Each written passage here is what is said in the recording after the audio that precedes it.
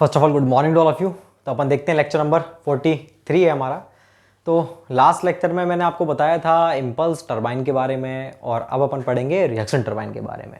तो reaction turbine के बारे में कुछ बातें तो मैं ऑलरेडी आपको बता चुका हूँ।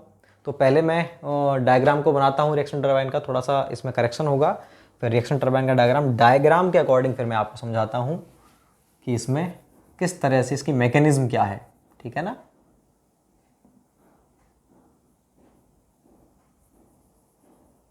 थोड़ा सा अंतर है दोनों के अंदर, और वो थोड़ा सा अंतर ही बहुत बड़ा अंतर है।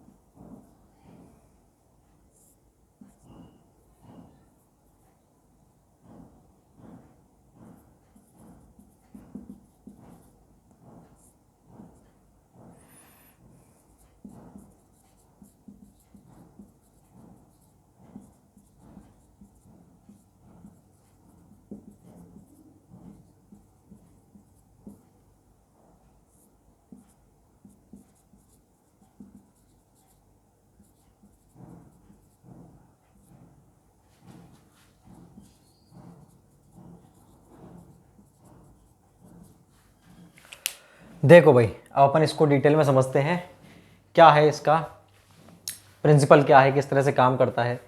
ये आपको दिख रहा है, पिछले वाले में भी ऐसा ही था, डैम से पेन स्ट्रोक से पानी आ रहा था, यहाँ आकर के पानी खुले में छोड़ दिया हमने। क्यों? क्योंकि जो हमारी वो थी वो हॉरिजॉन्टल शाफ्ट थी, और शाफ्ट पे जो वेन्स लगी हुई थी वो भी एटमॉस्फेयर के कांटेक्ट में थी, तो वो खुली हुई थी। लेकिन यहाँ पर क्या है, यहाँ पर जो शाफ्ट हॉरिजॉन्टल ना होकर के ऐसे है, और किस तरह से लगे हुए हैं वेन्स हमारे, एक यूं लगा हुआ है, एक यूं, एक यूं, एक यूं, इस तरह से लगा हुआ है। बात क्लियर है? तो वेन्स हमारी यूं यूं यूं इस तरह से लगी हुई हैं। देखो आपको वेन्स दिखा रखी मैंने। इसके ऊपर मान लीजिए जैसे हमारा आपने देखा होगा, जो हम रई होती है, रई इस तरह से हम छाछ वगैरह बनाते हैं, तो उसमें जो खड़ी रहती है वेन्स, बिल्कुल ये कंडीशन है उसकी, ऐसे वेन्स है ये। बात क्लियर है? तो मतलब कैसे घूमेगा ये? यूं घूमेगा, यूं। ठीक है, तो भैया यूं लगा हुआ है, पानी ऐसे आएगा, और रई की तरह ही यहाँ पर क्या है, वो लगी हुई है वेन्स। तो वेन्स पर पानी टकरा, तो पानी, और इस वेन्स के चारों तरफ क्या है,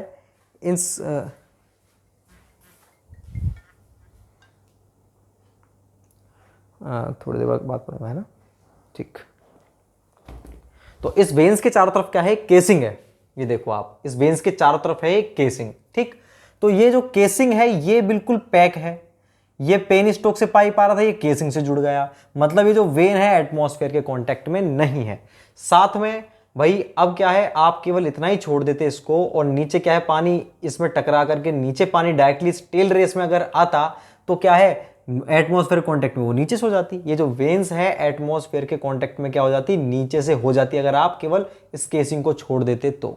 बात क्लियर है क्या? नहीं, लेकिन हम चाहते हैं कि भाई यहां पर एटमॉस्फेयर के कांटेक्ट में तो नहीं होना चाहिए। इतना बड़ा अरेंजमेंट किया हमने, वेन को तो कवर कर दिया और नीचे से खुली रह गई, तो फिर हम क्या करें? इसके लिए हमने क्या किया, एक नीचे की तरफ हमने एक ट्यूब लगा दी, जिसकी शेप होती है बैल की तरह। बैल क्या होता है? बैल का मुंह कैसा होता है? घंटी नुमा एक ट्यूब लगा देते हैं, जो मैंने ग्रीन कलर की दिखाई है, जो ऊपर तो इससे वेल्डेड होती है, ठीक है ना, केसिंग से, और नीचे क्या है, वो नीचे की तरफ इससे कनेक्टेड रहती है। किस में डूबी हुई होती है? वो नीचे की तरफ डूबी हुई होती है, वो जो हमारा पानी है, इस पानी के अंदर नीचे की ओर वो डूबी हुई होती है। बात क्लियर है?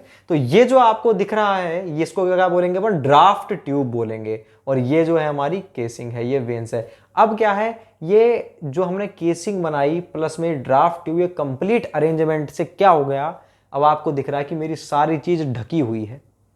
कोई भी चीज, वेन जो है कैसे भी ऊपर नीचे आगे पीछे किसी भी तरीके से ये एटमॉस्फेयर के कांटेक्ट में नहीं है। इसका मतलब पानी की जो एनर्जी आ रही थी, प्रेशर एनर्जी, वो इसको यहां पर मिलेगी।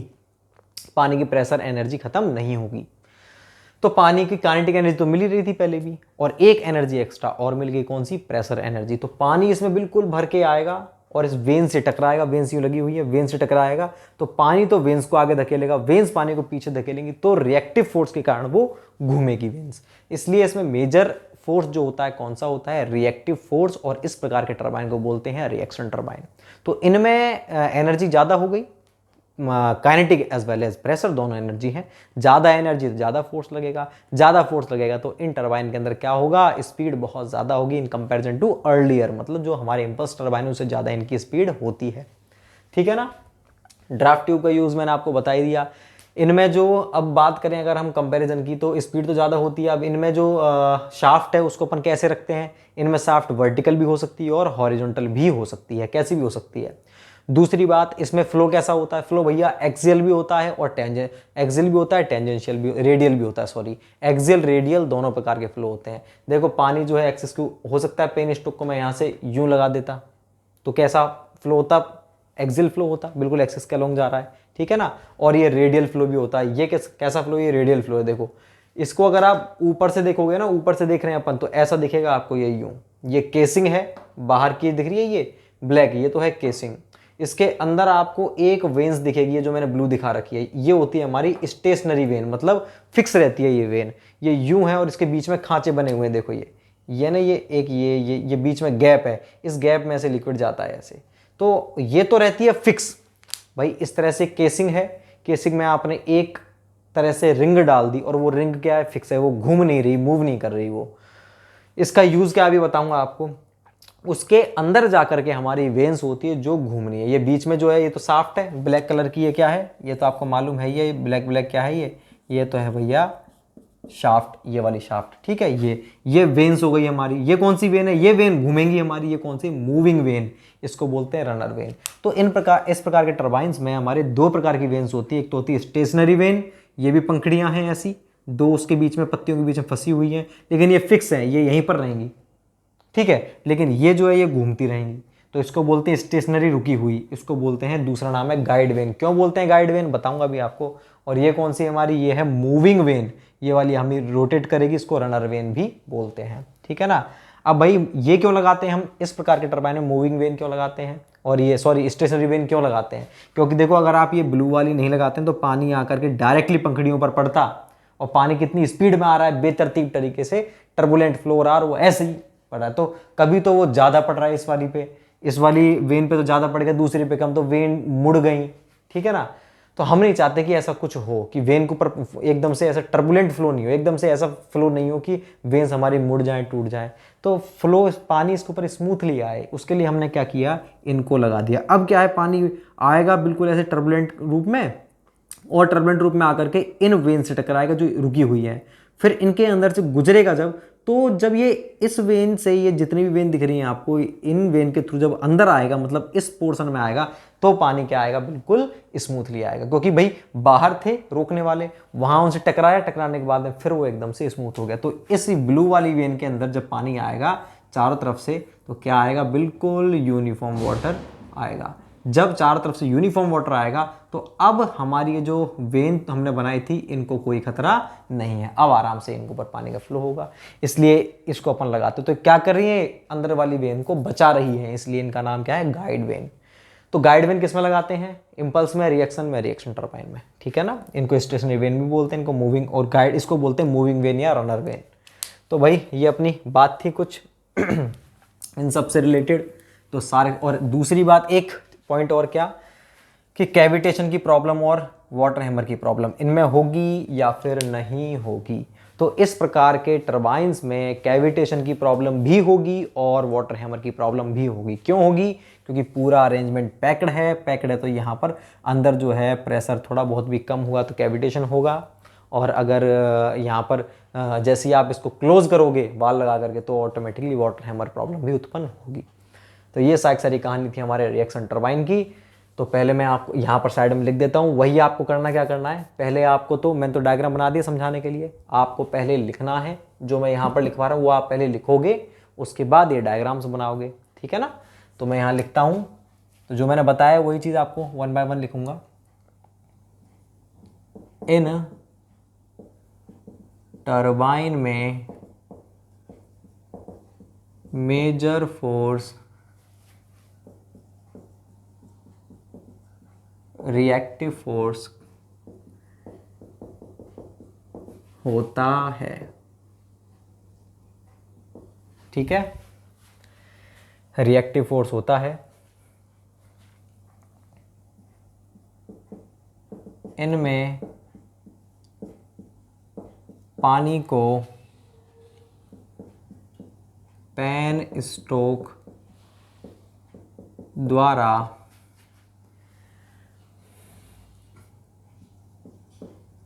डैम से टरबाइन तक लाया जाता है।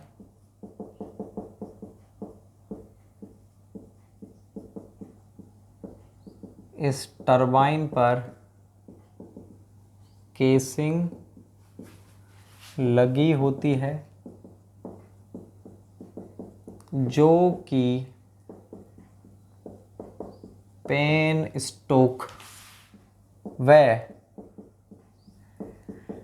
ड्राफ्ट ट्यूब से जुड़ी होती है। भाई ये जो केसिंग है, केसिंग इन दोनों से जुड़ी हुई है, और ड्राफ्ट ट्यूब टेल रेस में डूबी होती है। इस अरेंजमेंट के कारण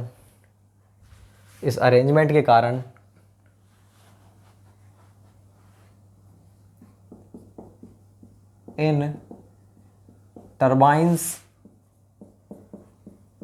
की वेन्स पर प्रेशर कॉमा एटमॉस्फेरिक प्रेशर से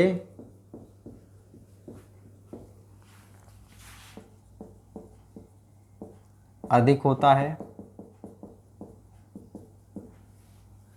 अतः ये टरबाइन पानी की काइनेटिक व प्रेशर दोनों एनर्जी का यूज़ करते हैं, जिससे इनकी स्पीड इम्पल्स टरबाइन से अधिक होती है।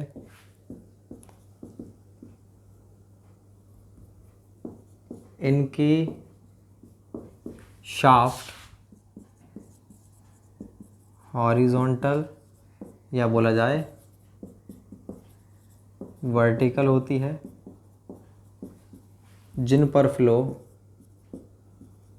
जिस पर फ्लो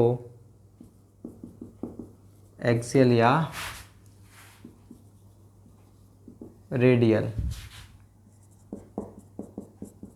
होता है। इन टरबाइन में वाटर हैमर व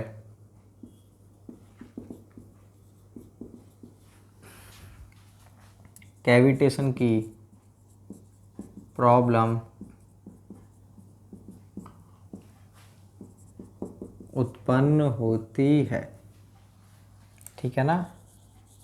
इनके एग्जाम्पल कौन से हैं? Francis turbine comma Kaplan turbine comma propeller turbine etcetera. तो ये कंप्लीट कहानी थी हमारे किससे रिलेटेड? टरबाइन से रिलेटेड। कौन से वाले? ये हमारा रिएक्शन टरबाइन। तो देखो मैं आपको एक बार और बता देता हूँ। इन टरबाइन में मेजर फोर्स कौन सा होगा? रिएक्टिव फोर्स होगा। इनमें पानी को पेनिस्टोक द्वारा डैम से टरबाइन तक लाया जाता है, ऐसे टरबाइन तक लेके आए। ठीक है। इस टरबाइन पर केसिंग लगी होती है और टरबाइन पर क्या लग रही है? केसिंग लग रही है, जो कि पेनिस्टोक व ड्राफ्ट ट्यूब से जुड़ी होती है। और ये जो केसिंग जो है इन दोनों से जुड़ी हुई है। ठीक है ना। तो ड्राफ्ट ट्यूब टेल रेस में डूबी होती है और ये ड्राफ्ट ट्यूब किस में डूबी हुई है? ये टेल रेस में डूबी हुई है।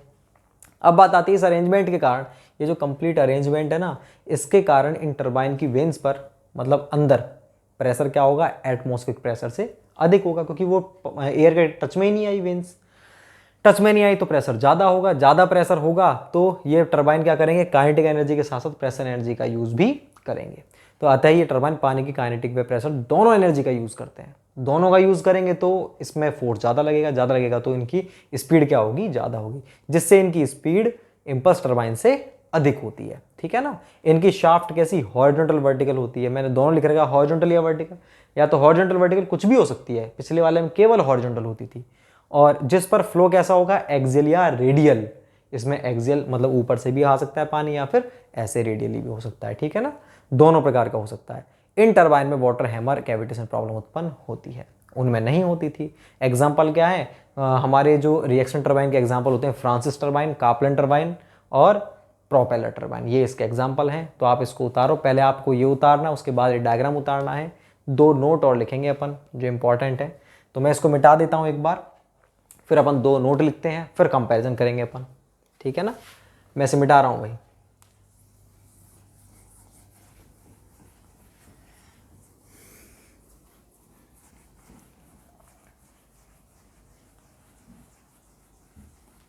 तो नोट क्या है?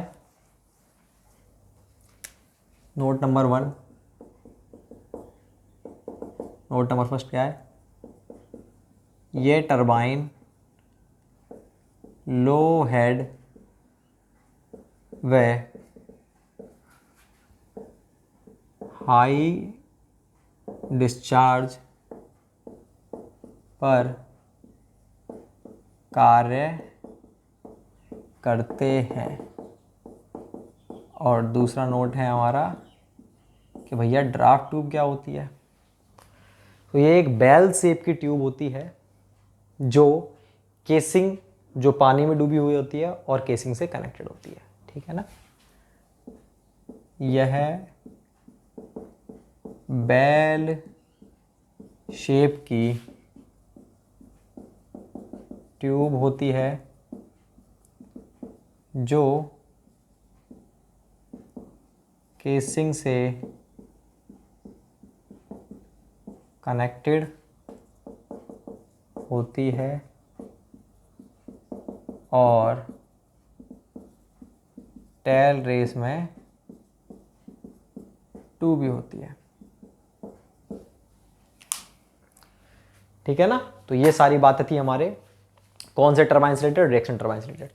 अब हम क्या करेंगे, हमारे तीन है मेन, देखो एक तो है हमारा पेल्टन व्हील टरबाइन, दूसरा फ्रांसिस टरबाइन और तीसरा हमारा कापलन टरबाइन। इन तीनों टरबाइन पर ही क्वेश्चंस बनते हैं। ये तो हमारा कौन सा टरबाइन का एग्जांपल है, इम्पल्स टरबाइन का, और ये दोनों किसके हैं, रिएक्शन टरबाइन के। तो इन तीनों में ही क्वेश्चन पूछते हैं, कंपैरिजन पे भी क्वेश्चन आता है या इंडिविजुअल क्वेश्चन भी आता है। तो इन तीनों को मैं एक टेबुलेटेड फॉर्म में लिख देता हूँ। टेबलेट फॉर्म में मैं आपको पूरा एक बना देता हूँ टेबल बना करके। इन तीनों में अपन डिफरेंस देखेंगे, किन में क्या क्या मतलब इनमें कंपैरिजन करेंगे अपन तीनों के अंदर। वो टेबल मोस्ट इंपॉर्टेंट है। सेम टेबल ऐसी ही अपन देखेंगे पंप की, जो अपन नेक्स्ट मिनट पढ़ेंगे पंप, तो वहाँ पर भी देखेंगे अपन सेम टेबल को। तो वहाँ पर भी आपको ध्यान रखना किस तरह से ये सारी चीज़ें आई है। तो मैं फ़िलहाल तो आपको यहाँ पर इसके बारे में लिखवाता हूँ, मैं इसे मिटाता हूँ भाई और उस टेबल को उतारता हूँ। नोट उतार लेना फर्स्ट सेकंड दोनों।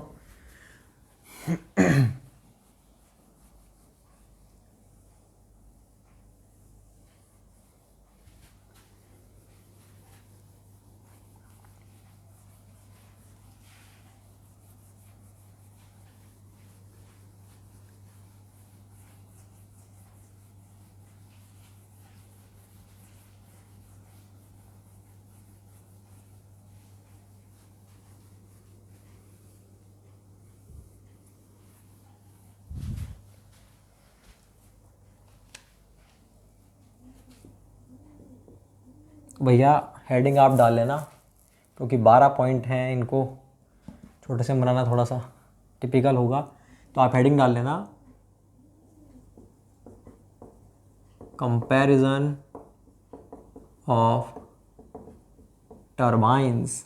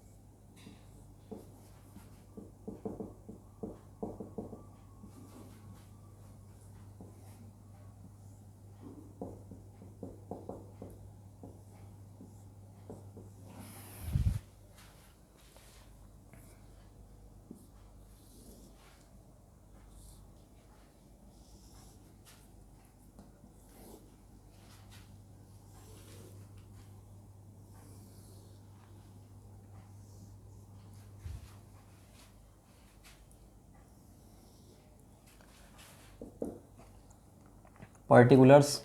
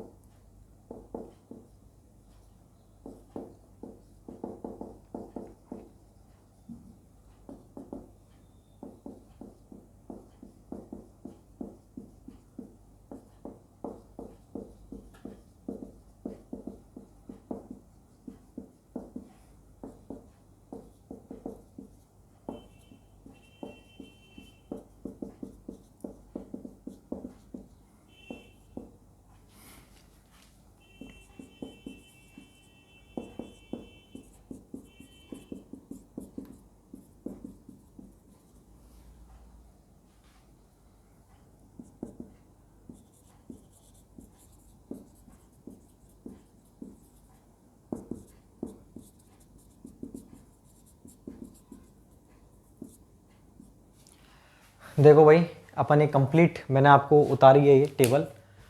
तो अपन एक कंपैरिजन देख रहे हैं तीनों के तीनों जो हमारे टर्बाइंस उनके बीच में। तो पर्टिकुलर्स कौन कौन से हैं इसके, टाइप कि पेल्टन व्हील कौन सा टाइप होता है, फ्रांसिस कौन सा होता है, कापलन कौन सा होता है। पहले मैं आपको एक चीज़ बता दूं कि जो हमारा पेल्टन व्हील सबसे लोएस्ट कैटेगरी का हो गया, सबसे हाईएस्ट कैटेगरी का हो गया कापलन, फ्रांसिस हो गया मीडियम का। तो इसकी प्रॉपर्टी इन दोनों के बिल्कुल बीच में आएंगी लगभग लगभग, इसलिए मैंने इनका क्रम ऐसे रखा है, पेल्टन व्हील, फ्रांसिस और कापलन। तो सबसे पहले अपन लिखते हैं, देखो टाइप की बात करें तो पेल्टन व्हील कौन सा होता है हमारा, पेल्टन व्हील जो होता है हमारा वो होता है कौन सा टरबाइन हमारा, ये होता है भैया इम्पल्स टरबाइन। फ्रांसिस टरबाइन कौन सा होता है, रिएक्शन टरबाइन। और कापलन भी कौन सा होता है, रिएक्शन टरबाइन। तो पहली चीज़ तो ये हो गई, तो इसमें तो कोई दिक्कत ही नहीं है, मैं आपको वन बाय वन सभी को बताता जाऊंगा, आपको समझते जाना है। दूसरा जो है हमारा वो कौन सा है, वो है फ्लो डायरेक्शन। तो फ्लो डायरेक्शन की अगर मैं आपसे बात करता हूँ तो फ्लो डायरेक्शन जो हमारा पेल्टन व्हील होता है उसमें केवल टेंजेंशियल होती है। कैसी होती है, उसमें केवल टेंजेंशियल, इसमें रेडियल और इसमें एक्सियल होती है। अगर हम बात करते हैं तो इसमें जो पानी आता है वो कैसे आता है, जैसे आप ऊपर से यूं आ रहा है ना यूं, तो इसमें रेडियल और जो हमारी रेडियल भी हो सकती है इसके अंदर, और हमारी वैसी भी हो सकती है इसमें एक्सियल। तो मैं केवल इसके अंदर रेडियल वाला पोर्शन लिख रहा हूँ कि पाइप जो है यूं आ करके और फिर यूं आ, जैसे हमारा आरटीपीएस चक्की होती है ना, तो ऐसे तो पानी यूं घूमेगा, जो मैं आपको डायग्राम दिखाया था वो तो हो गया रेडियल। और एक्सियल के अंदर कैसे होगा, पेन स्ट्रोक ऊपर से यूं आ करके ऊपर से टच कर जाएगा, यूं आएगा पेन स्ट्रोक ऊपर, केसिंग को ऊपर से जुड़ेगा, ऊपर जुड़ेगा तो पानी कैसे जाएगा, एक्सियल ही जाएगा। वो किस में होता है हमारा, कापलन टरबाइन के अंदर होता है। हेड की बात करें, हेड और डिस्चार्ज दोनों चीज़ एक साथ, तो जो हमारा ये होता है वो किस हेड पर काम करता है, ये जो होगा हमारा कौन से हेड पर काम करेगा, लो, जो मैंने लिखवाया आपको नोट में, किस पर काम करता है, हाई हेड और लो डिस्चार्ज पर। बाकी रिएक्शन टरबाइन करता है लो हेड हाई डिस्चार्ज पर। तो ये दोनों ही लो हेड हाई डिस्चार्ज पर काम करेंगे, और ये किस पर करेगा, हाई हेड लो डिस्चार्ज।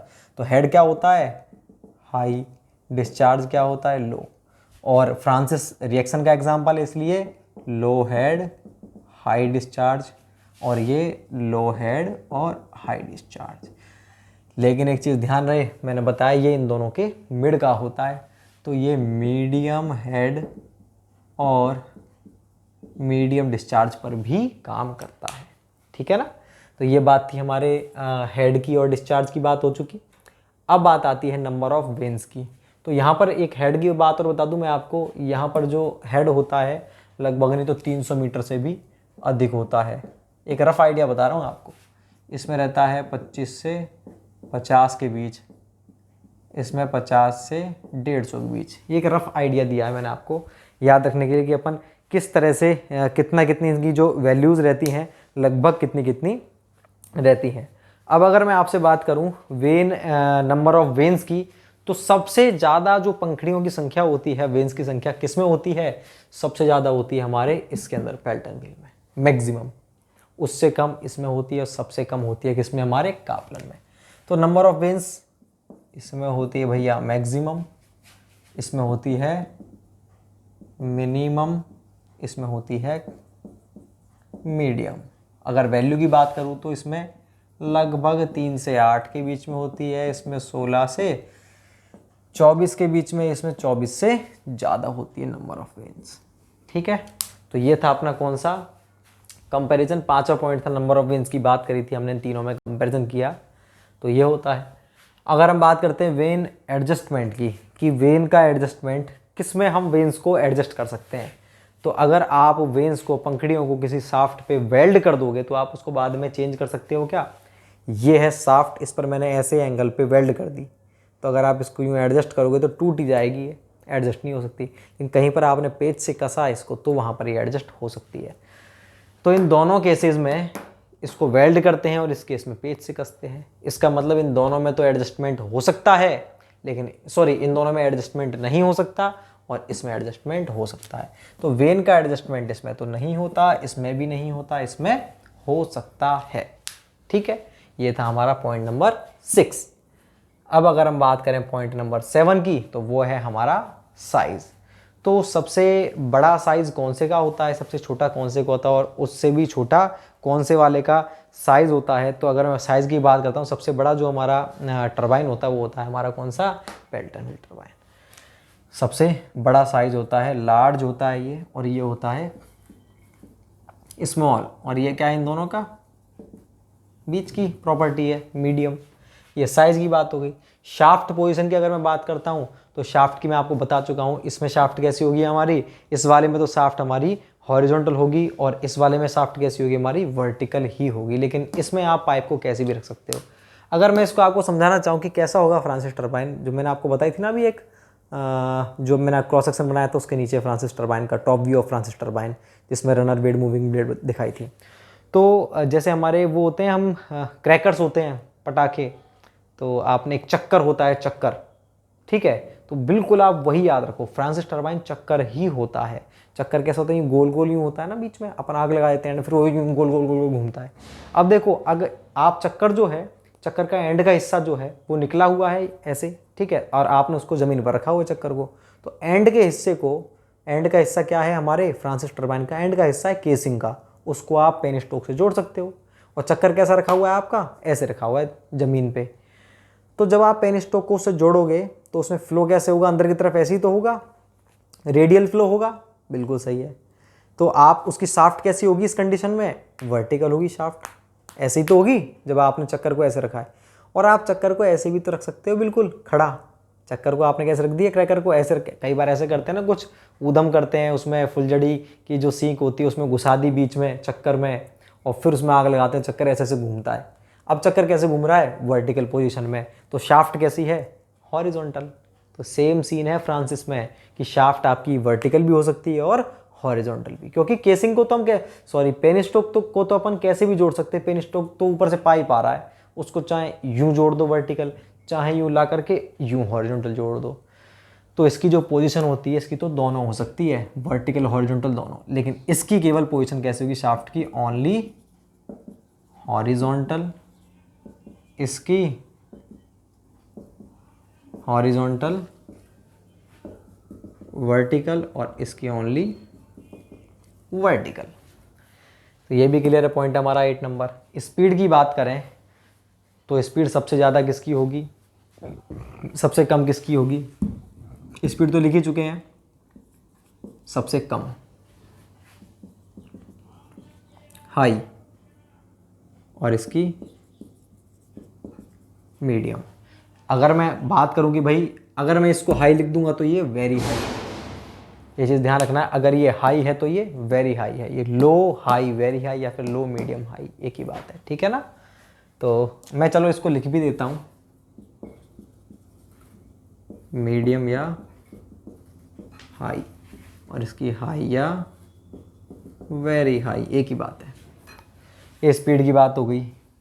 अब किसकी बात आई, स्पेसिफिक स्पीड। तो आपके माइंड में आ रहा होगा सर स्पीड में और स्पेसिफिक स्पीड में क्या अंतर है। तो भैया जो हमारी स्पीड होती है वो तो सिंपल होती है आरपीएम में। 10 आरपीएम पे घूम रहा है, 20 आरपीएम पे घूम रहा है, 30 आरपीएम पे घूम रहा है, आप जानते हो। पंखा हमारा, फैन जो घर में फैन यूज़ करते हैं, कूलर यूज़ करते हैं, वो है स्पीड, ठीक है। स्पेसिफिक स्पीड एक अलग टर्म होती है, अलग पैरामीटर होता है। इसको मैं जस्ट नेक्स्ट टॉपिक में आपको बताऊंगा इसके बाद कि स्पेसिफिक स्पीड का मतलब क्या होता है। एक यूनिट स्पीड भी होती है, वो मैं आपको फर्दर बताऊंगा। स्पेसिफिक स्पीड का यूज़ क्या होता है, देखो अलग तरीके से ज्ञात करेंगे, इसको कैसे ज्ञात करेंगे वो भी आपको बताऊंगा। लेकिन फिलहाल आप इसका यूज़ समझो क्या होता है कि अगर हमारे टरबाइंस जो होते हैं, जैसे 1 2 3 टरबाइन अलग अलग, ये पेल्टन, ये फ्रांसिस, ये कापलर, तीनों टरबाइन में कंपैरिजन करना है कौन सा बढ़िया कौन सा बेकार है, किसकी एफिशिएंसी अच्छी है किसकी कम है।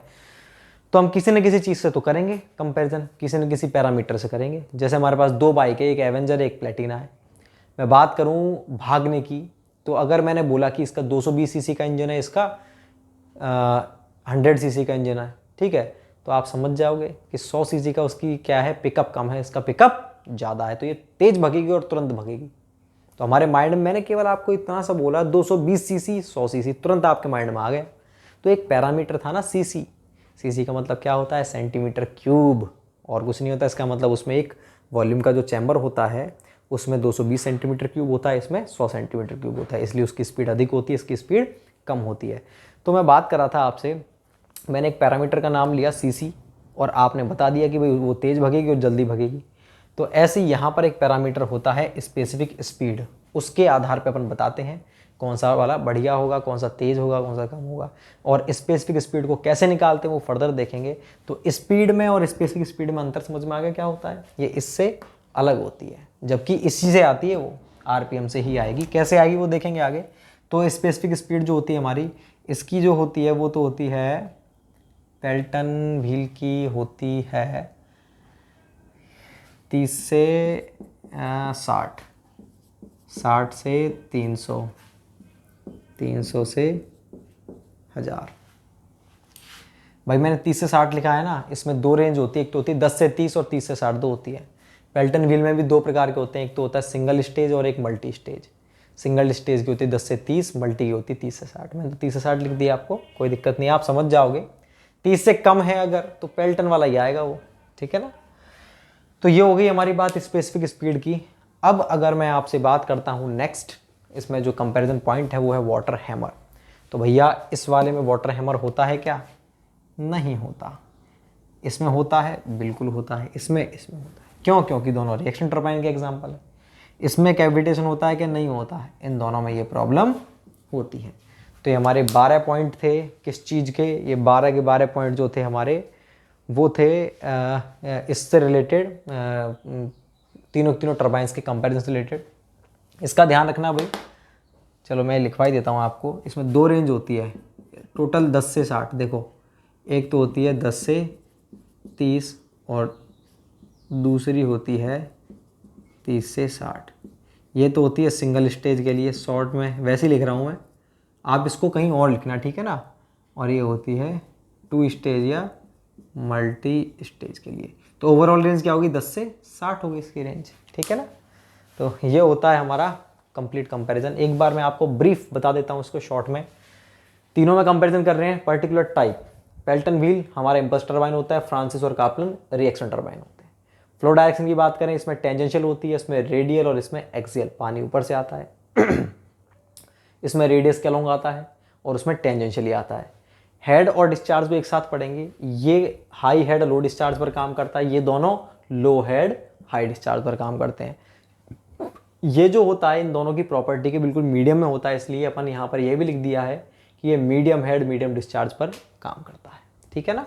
हेड की वैल्यू रफ लिख दी है 25 से 50 मीटर, 50 से 150 मीटर, 300 मीटर से देखिए मीटर के अंदर चल रही है भाई, ठीक है ना, मीटर, और ये भी मीटर।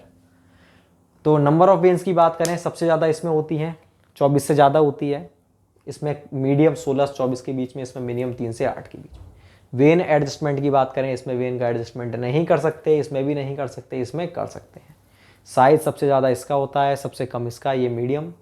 शाफ्ट पोजीशन इसमें हॉरिजॉन्टल, इसमें वर्टिकल, इसमें दोनों।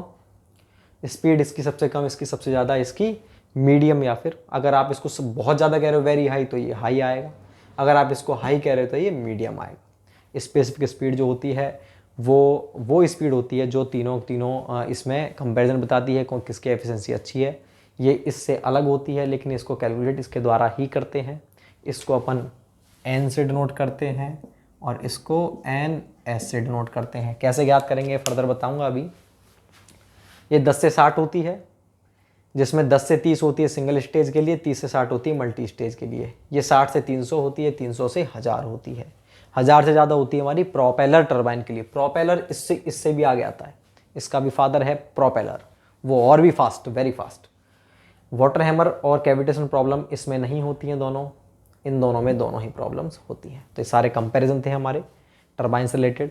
अब हम नेक्स्ट टॉपिक देखेंगे इसी के अंदर कि टरबाइन की जो एफिशिएंसीज होती हैं कौन सी होती हैं, वो एफिशिएंसीज देखते हैं। 3 टॉपिक बच रहे हैं, एफिशिएंसीज, स्पेसिफिक स्पीड, और एक और टॉपिक है छोटा सा, वो है यूनिट क्वांटिटीज। तो तीनों देखते हैं, मैं इसे मिटा देता हूँ।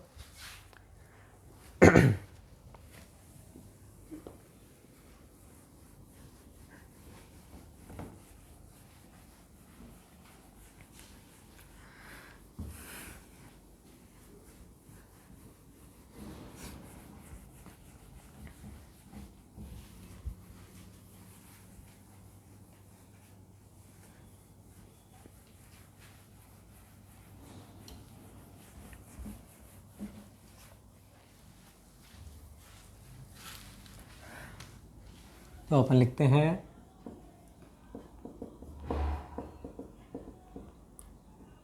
एफिशिएंसी ऑफ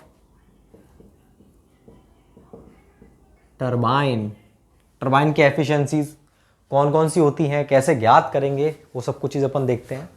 तो सबसे पहले तो अपन ये देखेंगे कि एफिशिएंसी का मतलब क्या होता है।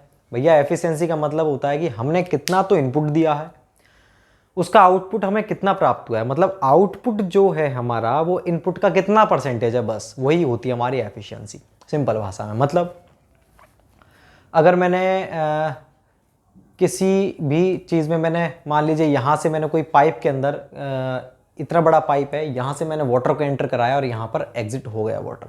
जहाँ मैंने एंटर कराया वहाँ पर जो प्रेशर था मेरा वो था मान लीजिए 10 मीटर की टर्म में बोलूँ तो 10 मीटर प्रेशर हेड था। कहाँ पे था, स्टार्ट में। जब ये यहाँ से पानी निकलेगा तो कुछ ना कुछ तो हेड लॉस होगा, और हेड लॉस होगा कितना मेरा, केवल 8 मीटर बचा यहाँ पे, मतलब 2 मीटर हेड लॉस हो गया फ्रिक्शन के कारण। तो 8 आउटपुट कितना है मेरा 8 मीटर, इनपुट कितना था 10 मीटर। तो मतलब ये इनपुट का कितना परसेंट है 80%। कुल मिला के इस पाइप की जो एफिशिएंसी है वो कितनी है 80%। इस पाइप की एफिशिएंसी कितनी है 80%। मतलब कि आप यहाँ पर कितना भी पानी छोड़ोगे यहाँ पर केवल कितना मिलेगा आपको 80% ही मिल पाएगा उसका हेड। तो ये होती है एफिशिएंसी। तो एफिशिएंसी क्या होती है हमारी, आउटपुट अपॉन इनपुट इनटू में 100, ये होती है हमारी एफिशिएंसी। तो एफिशिएंसी हम देखते हैं रनर, इसकी टरबाइन की हम एफिशिएंसी देखना चाहते हैं। तो टरबाइन के अंदर 3 चीज़ काम आती हैं। कौन कौन सी चीज़ काम आती है हमारे, कि टरबाइन में अगर आप देखो तो इनपुट से स्टार्ट करते हैं। तो सबसे पहले क्या है हमारी, यहां पर वाटर पावर, ठीक है, रनर पावर, और फिर शाफ्ट पावर। यह है हमारा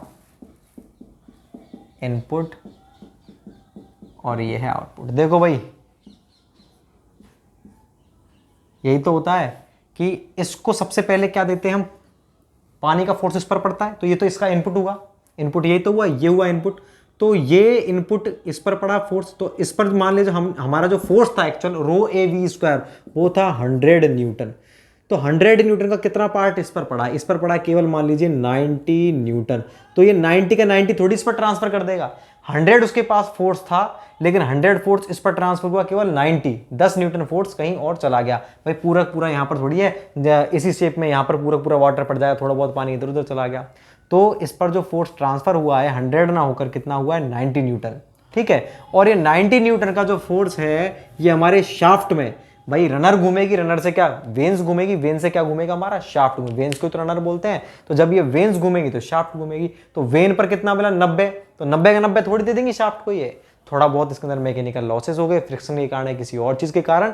तो 90 का इस शाफ्ट को केवल कितना मिला 80 न्यूटन मिला है। बात क्लियर है क्या नहीं।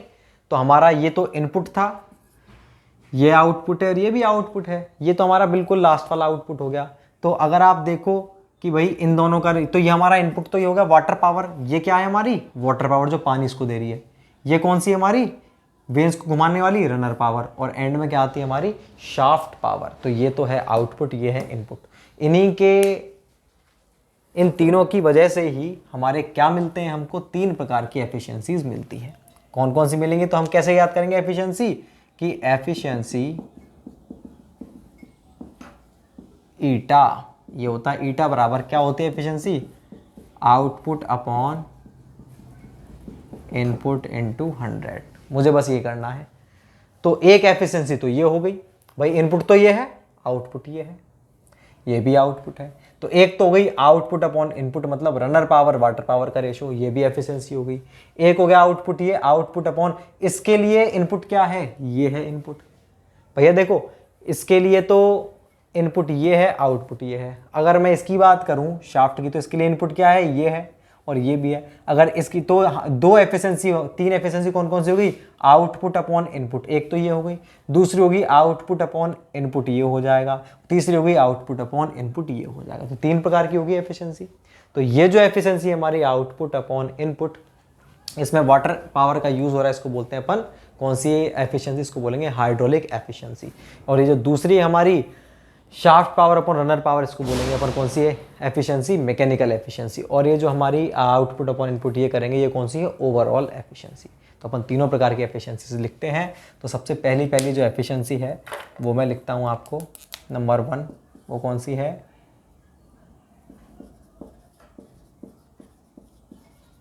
हाइड्रोलिक एफिशिएंसी ईटा एच। ये क्या होगी तो भैया ईटा एच जो होगी हमारी, हाइड्रोलिक निकालना है तो हाइड्रोलिक कैसे याद रखोगे, जिसमें पानी आना चाहिए। तो पानी की एफिशिएंसी वाटर पावर ये है, रनर पावर ये है।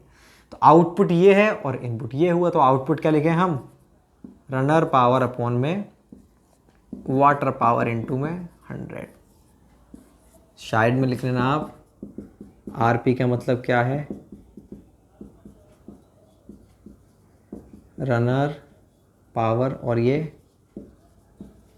Water power. ये हो गई हमारी हाइड्रोलिक एफिशिएंसी। क्लियर है बात। ऐसे हम दूसरी देखते हैं भाई।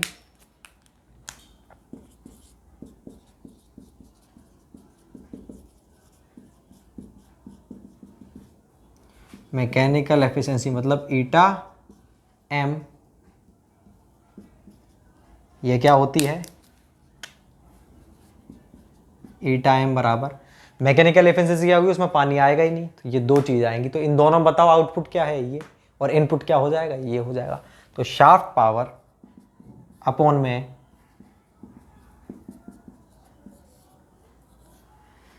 यहां पर केवल एसपी एक नई टर्म है उसको लिख देते हैं, ये क्या है हमारी,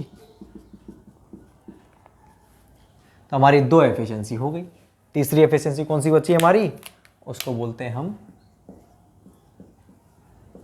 ओवरऑल एफिशिएंसी मतलब ईटा ओ।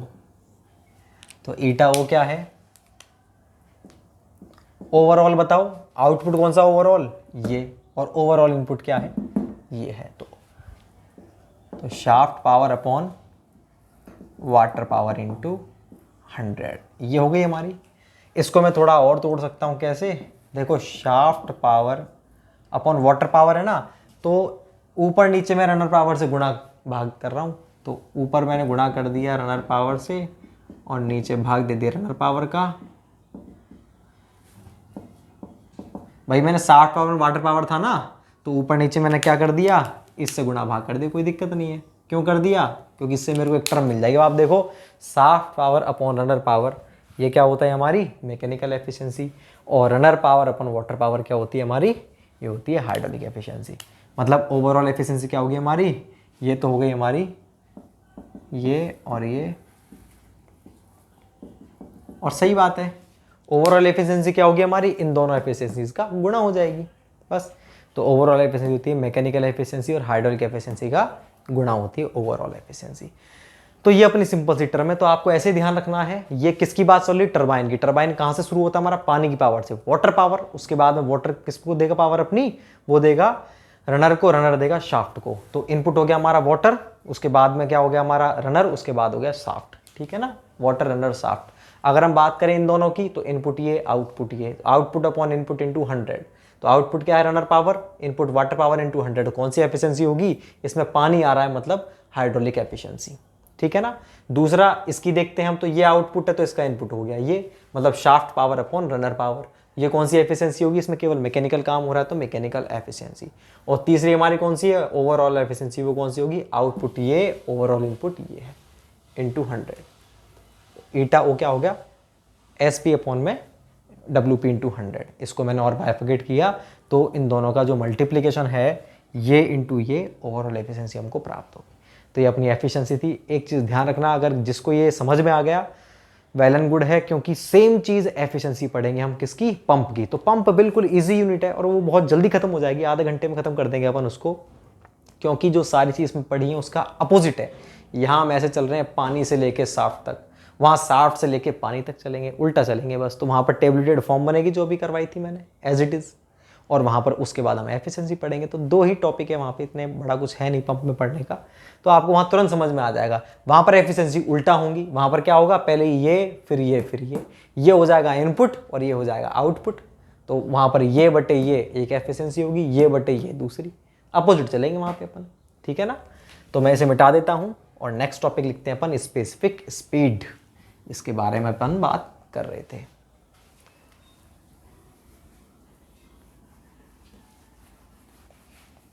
अब अपन देखते हैं स्पेसिफिक स्पीड। दो टॉपिक इसमें छोटे छोटे से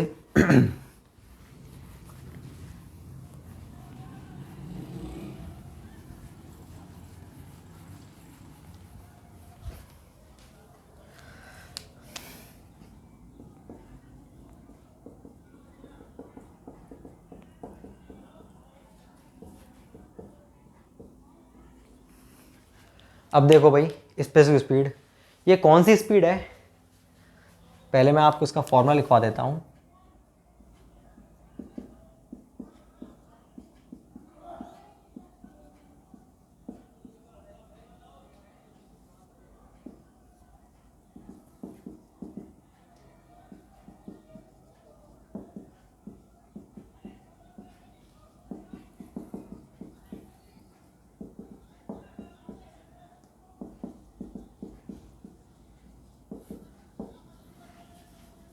देखो भाई, स्पेसिफिक स्पीड जो हम पढ़ते हैं ना, आरपीएम आरपीएम, वो तो सिंपल स्पीड होती है, स्पीड इन आरपीएम वो होती है एन।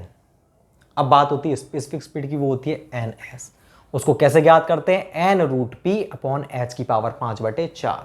टरबाइन के अंदर जो पंप पड़ेंगे, पंप में भी स्पेसिफिक स्पीड होती है, लेकिन वहां पर क्या हो जाएगा formula, N root Q, power नहीं आएगा, डिस्चार्ज आएगा, अपॉन में एच की पावर 3/4। तो ये आपको ध्यान रखना है, दोनों में अलग अलग होता है, वो वहां पर अपन देखेंगे फिर से। तो स्पेसिफिक स्पीड अपन इस तरह से निकालते हैं, और होती क्या है, अब आपको फॉर्मूला बनाना है तो देखो, h को 1 कर दो, इसको 1 कर दो, मतलब यूनिट हेड यूनिट पावर, तो n बराबर ns हो जाएगा। मतलब ये किसी भी टरबाइन की वो स्पीड होती है जो unit head per unit power उत्पन्न करती है, कि हमारा जो हेड है वो हमने यूनिट रखा है, उस हेड पर कितनी यूनिट पावर वो प्रोड्यूस कर दे, उस स्पीड को अपन क्या बोलेंगे, स्पेसिफिक स्पीड। मतलब जो हेड है,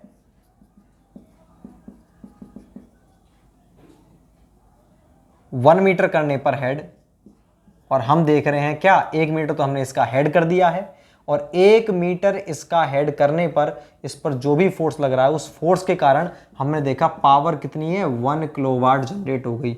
तो धीरे धीरे इसकी स्पीड बढ़ेगी। तो हम देखते जा रहे हैं भाई, इसकी जो आरपीएम है वो है कितना, 1 मीटर हेड फिक्स है, आरपीएम देखा हमने कितना, 10 आरपीएम है, और इस पर 10 आरपीएम पावर कितनी है, इसकी पावर 10 आरपीएम पर इसकी मान लो 0.5 किलोवाट। आरपीएम बढ़ते गए, हमने देखा इसकी 100 आरपीएम पर पहुंचा, तब इसकी पावर कितनी है, वो आई इसकी 1 किलोवाट। तो हमें तो यही देखना था कि भाई कितने आरपीएम पर इसकी, ये तो फिक्स कर दिया हमने, हेड 1 मीटर ही रहेगा। फिर हम देख रहे हैं क्या, आरपीएम को और पावर को, कि कितने आरपीएम पर जाकर इसकी पावर क्या हो जाएगी, यूनिट। तो हमने देखा कि 100 आरपीएम पर इसकी पावर यूनिट मतलब 1 किलोवाट है। तो ये जो 100 आरपीएम है, यही क्या है, इसकी स्पेसिफिक स्पीड। तो इसकी स्पेसिफिक स्पीड कितनी हो गई, 100 आरपीएम। और इस स्पीड का सबसे बड़ा यूज ये होता है, तो ये नहीं बताएगी कितनी तेज भाग रहा है, नहीं, वो तो कौन बता रहा है कितनी तेज भाग रहा है, वो बता रहा है स्पीड ओनली, इतना आरपीएम उतना आरपीएम। ये आरपीएम थोड़ी है, देखो ये जो मैंने बोला है ये आरपीएम के अंदर नहीं आएगा, ठीक है। तो ये केवल 100 200 ऐसे अपन बोलेंगे। तो ये क्या बता रहा है, ये बता रहा है कंपैरिजन को, किस एफिशिएंसी को बता रहा है, कंपैरिजन को बता रहा है कि अगर हमारे पास 2 टरबाइन है, पेल्टन और फ्रांसिस, तो दोनों में से कौन सा बेहतर है। जैसे हमारे पास एक पैरामीटर था सीसी, माइलेज, उन पैरामीटर के आधार पे हम 2 बाइक में डिफरेंस बता पा रहे थे, ऐसे हम स्पेसिफिक स्पीड के आधार पे बता पाते हैं दोनों टरबाइन के बीच में डिफरेंस। ये होता है हमारा स्पेसिफिक स्पीड। और जो टरबाइन हमारे ज्योमेट्रिकली सिमिलर होते हैं, उनकी स्पेसिफिक स्पीड भी समान होगी। अब ये मत पूछना कि ज्योमेट्रिक सिमिलर का मतलब क्या होता है, ये अपन पढ़ चुके हैं। तो 2 ज्योमेट्रिक सिमिलर टरबाइन की स्पेसिफिक स्पीड भी क्या होगी, सेम होगी। ऐसे ज्ञात करते हैं, इस पर क्वेश्चन बहुत बनता है, कोई न्यूमेरिकल नहीं बनेगा।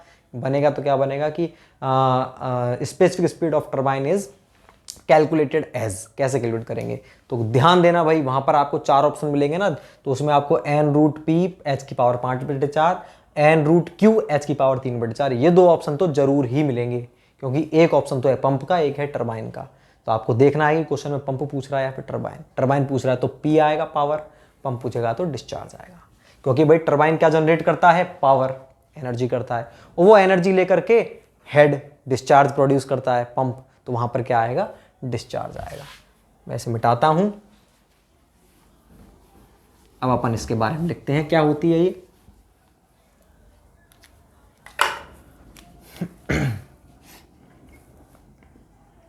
यह है टरबाइन की वो स्पीड होती है जो unit head per unit power उत्पन्न करती है। ठीक है ना। इसका यूज दो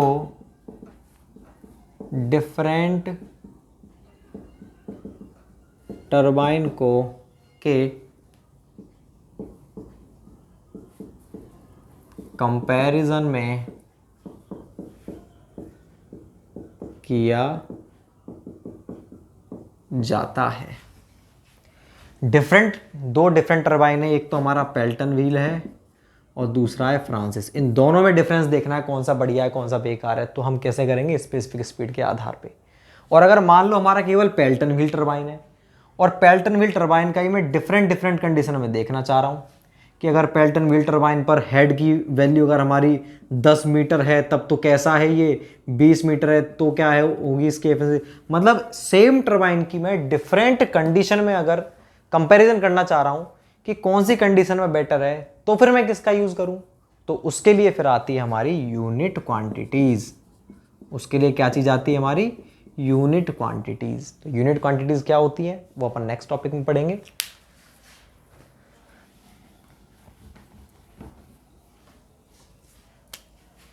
यहां पर लिखते हैं नोट। नोट में क्या लिखते हैं, से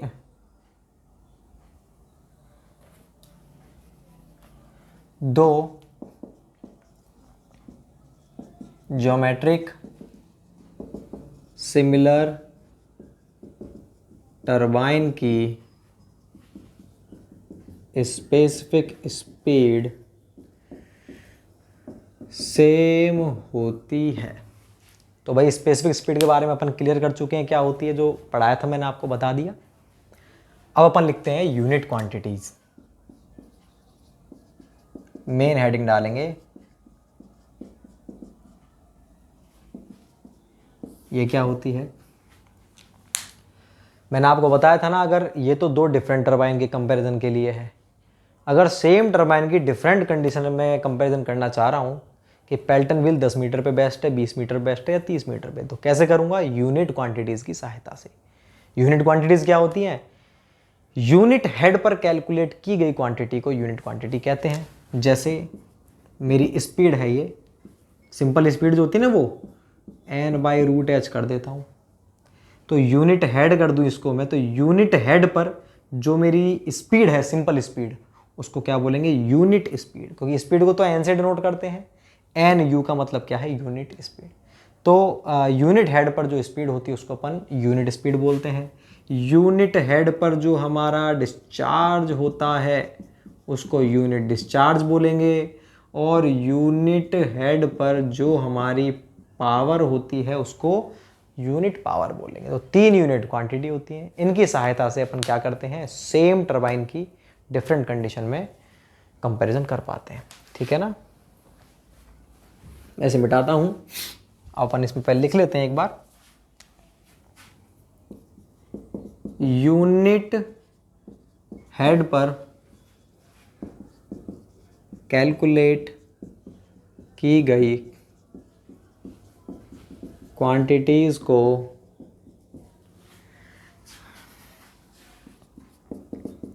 यूनिट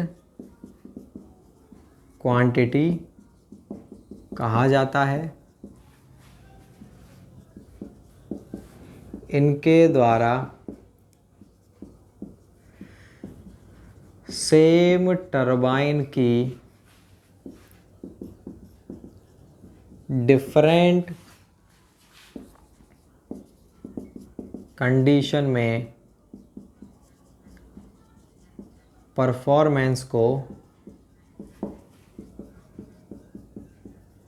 चेक करते हैं, ठीक है ना। ये क्वांटिटीज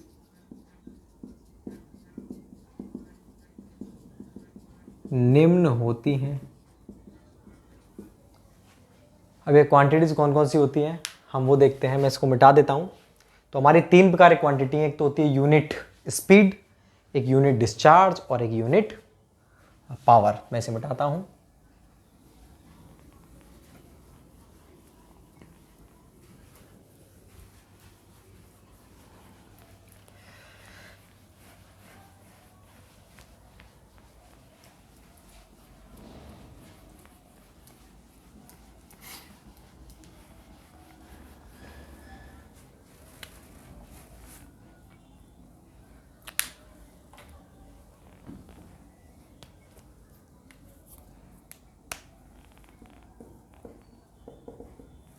यूनिट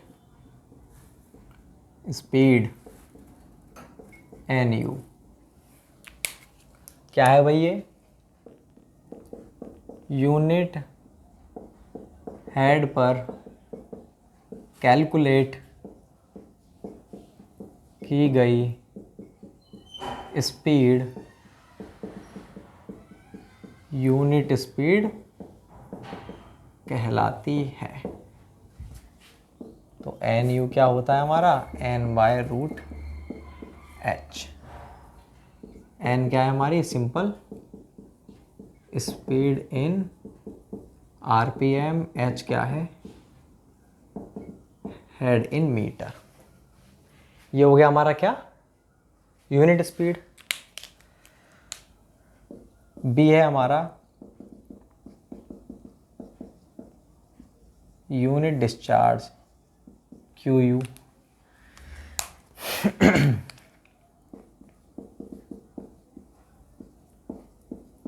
यूनिट हेड पर कैलकुलेट किया गया डिस्चार्ज यूनिट डिस्चार्ज कहलाता है। QU बराबर Q/√H। यहाँ पर Q तो आप जानते हो, डिस्चार्ज इन मीटर क्यूब पर सेकेंड। लास्ट बचा हमारा क्या? Unit power PU।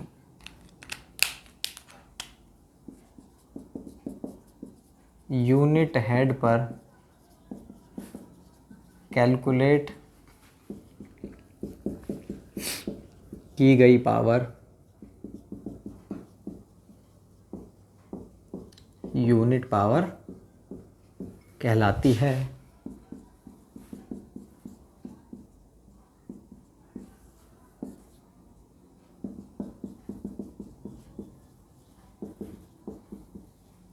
अब देखो भाई, इसमें है ना, इन तीनों में आपको जो याद रखने वाली बात है, जो आप गलती कर सकते हो, वो है पावर की।